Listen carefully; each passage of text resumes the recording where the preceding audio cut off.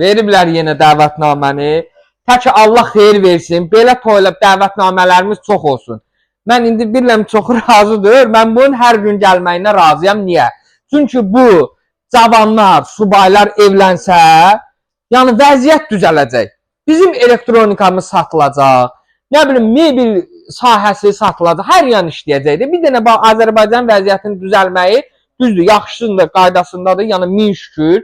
Elə ölkələr var ki, vəbşə pis gündədir. Yenə min şükür. Hər günümüzə şükür olsun.